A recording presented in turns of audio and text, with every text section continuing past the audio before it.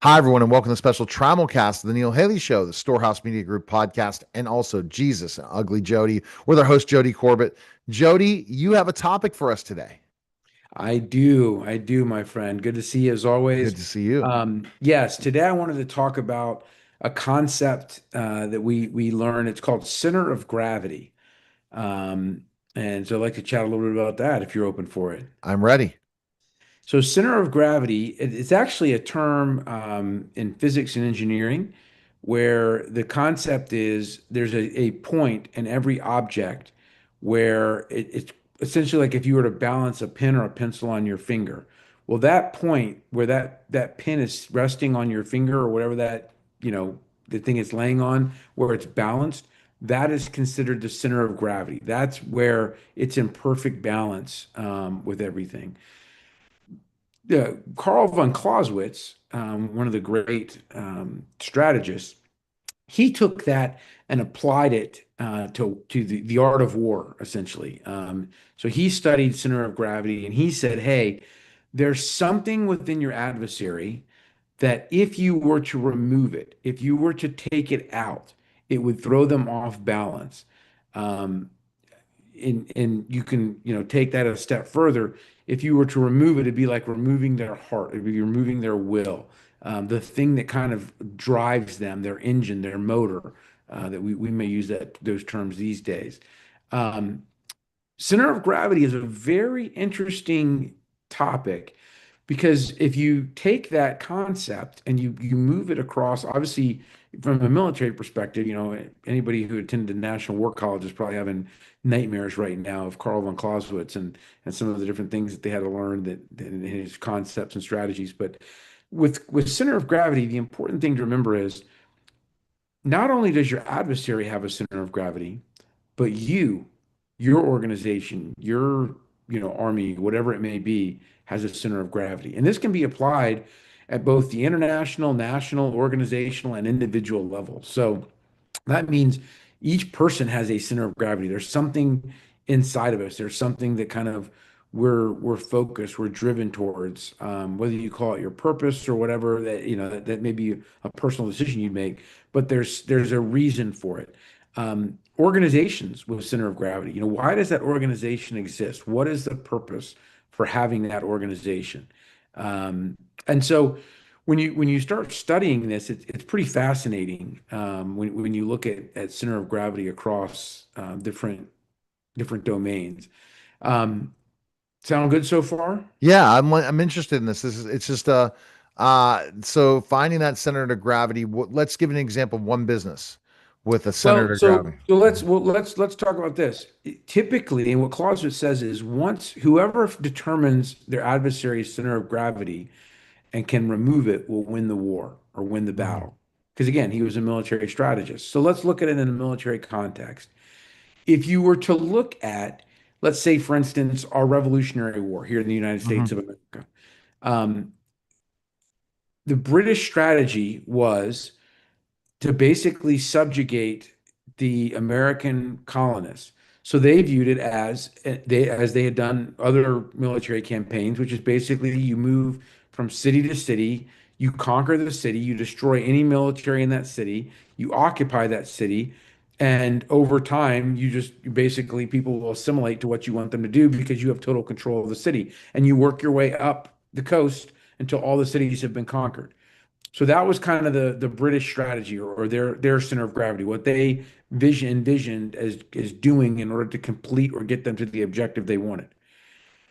Washington's strategy was very different, and it wasn't typical of a military leader at that day and age.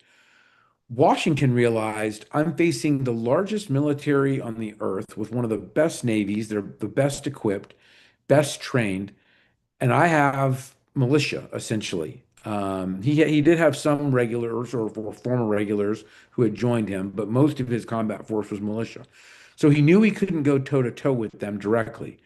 So what Washington's strategy was, and I'm going to paraphrase a little bit, was, "Hey guys, let's just don't lose." Well, that's a different strategy because if you're gonna just if your strategy is don't lose and you pick the time and the place of the battle, well, that gives you a lot more flexibility. Um, and you don't really have to have a big army. So with the British strategy, what do you need? Well, you got to have money because you got to pay the army. You have to pay the soldiers. You have to pay the sailors. You have to pay for the equipment, the rifles and the ships and the cannon and the powder. So you have to pay. So there's a lot of money. There's a lot of people involved. There's a lot of logistics involved. How do you feed them? How do you care for the horses? All those things. And it takes time because you have to work your way up and conquer each of these different cities. So the British strategy was very, very cost and inducive. You look at Washington's strategy, and it's basically, hey, we pick and choose the time and when we're going to fight. Um, if we don't think we can win, we don't take the battlefield. We walk away.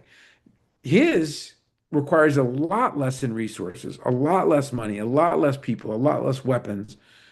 However, it will take a lot longer period than just going in and overtaking a city or a town and dominating that city or town into submission.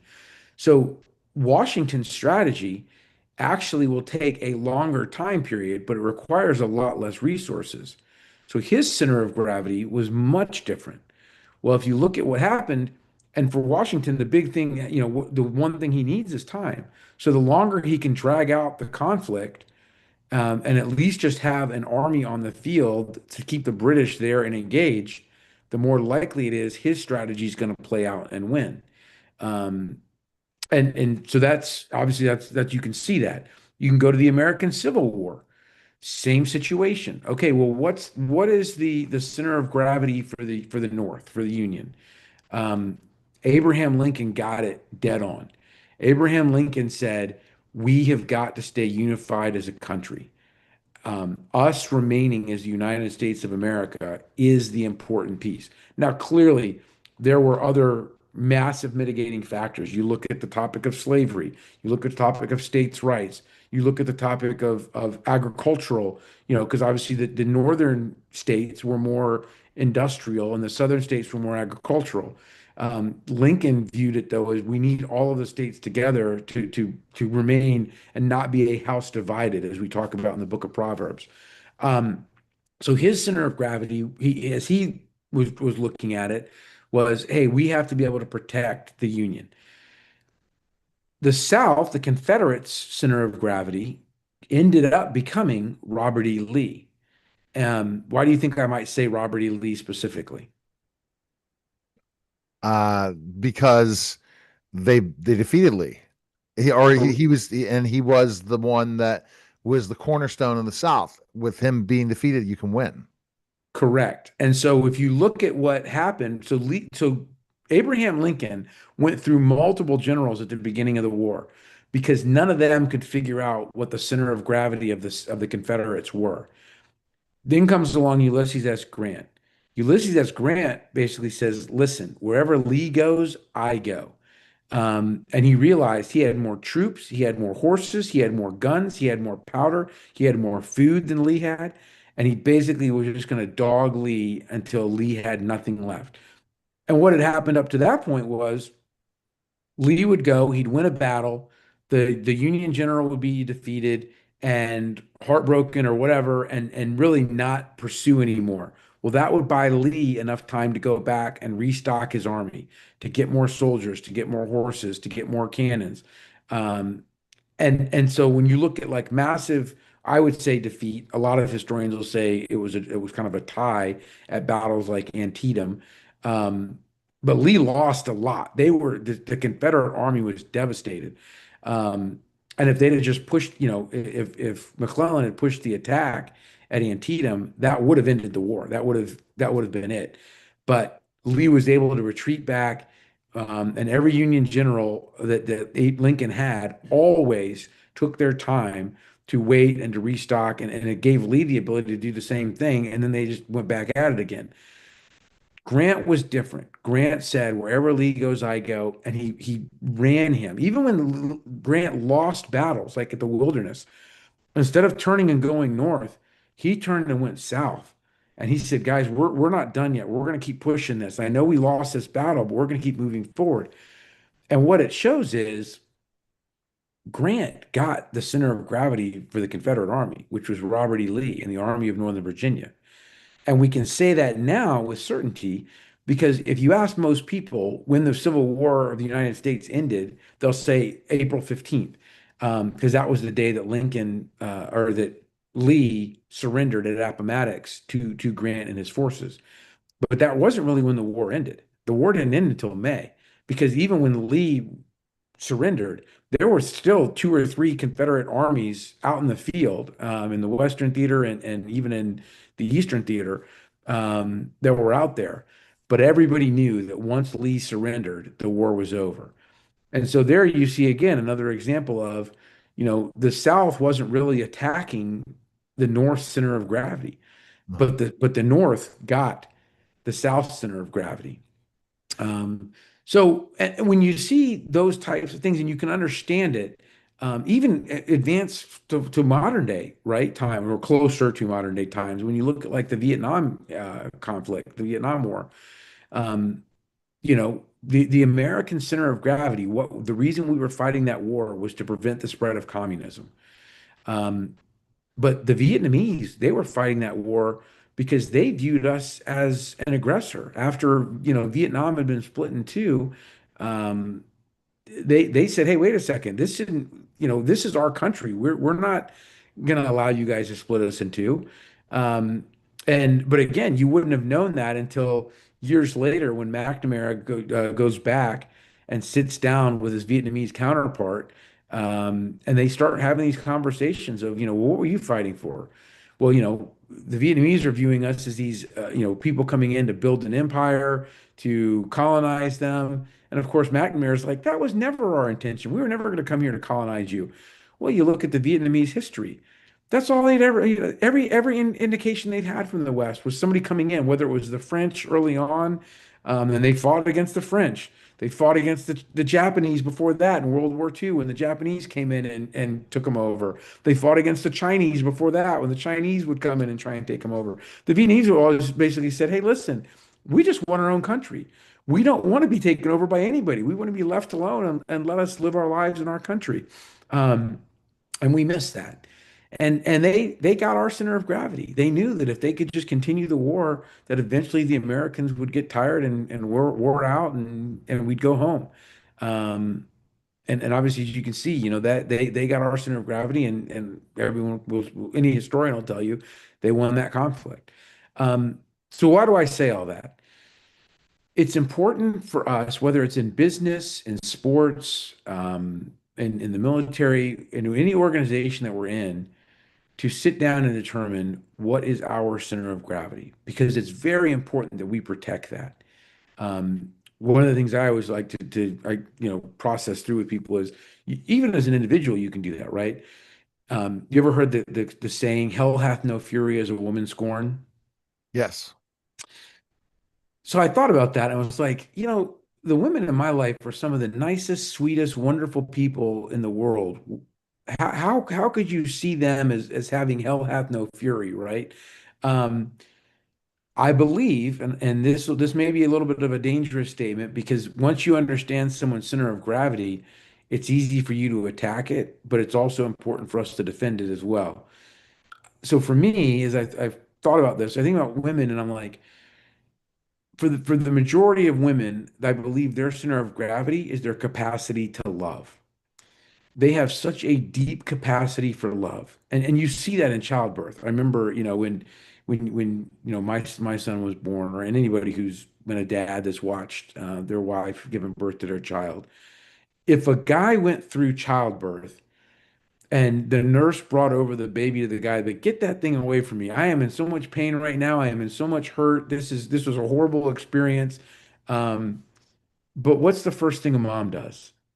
She wraps that kid up in her arms and she loves that little baby, as it's part of her. And I think that capacity for love is so powerful. It's so magnificent, um, that it really gets down to the core of how God created women to be. Um, it enables them to love their children through difficult situations and challenging situations.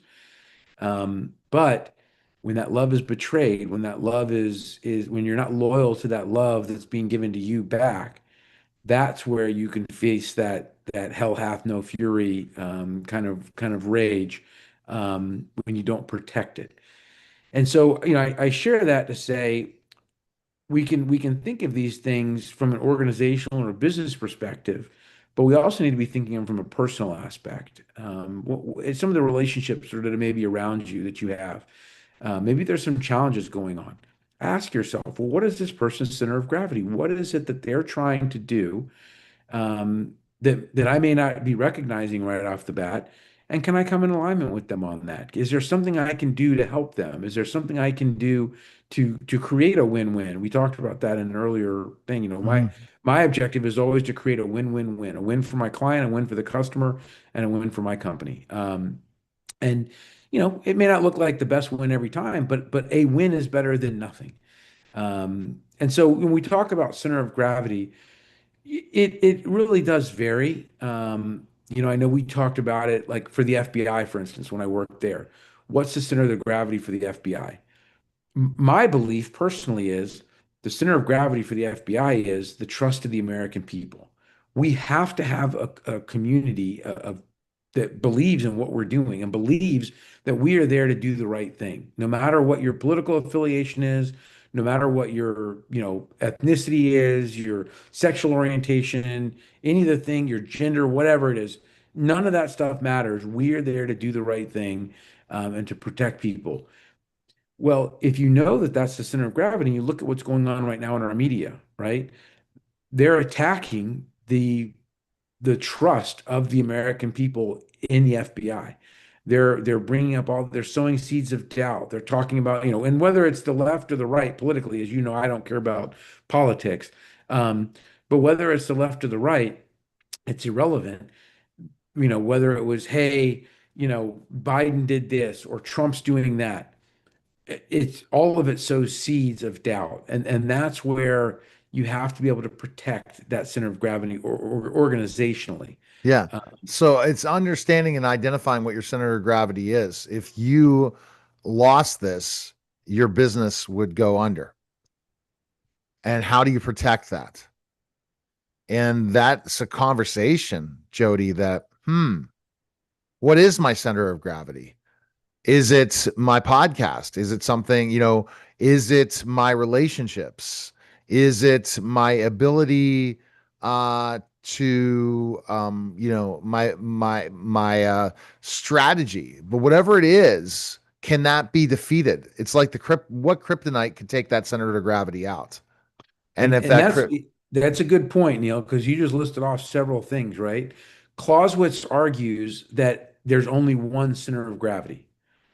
So there's one thing inside of us as people or our organizations or our nationality. There's only one thing that if you are able to remove it, would cripple or defeat that entity. And it is very important to know yours to protect it, but you can also figure out your adversary. You can figure out your competition's center of gravity, and be able, if you can eliminate that, then you can eliminate, your adversary, whether it's on a battlefield or any other place of engagement. So, there's a really good lesson in that and understanding that center of gravity is important. Um, and it does help you because it gives you some areas to think about as far as how to advance your mission or slow down your adversary's mission. 100%. Well, this is some great stuff, Jody. People can go ahead and check you out in two different ways, right? I mean, multiple Yes. ways, but go to your website first, right? Yes, go to the website sls.consulting, and then also on the YouTube channel, and then any of the streaming, Spotify or Apple, you can see any of these podcasts there. All right. We appreciate it, Jody. Great stuff. All right. That was a special Tramelcast, the Neil Haley Show, the Storehouse Media Group podcast, and Jesus and Ugly Jody, guys. Take care.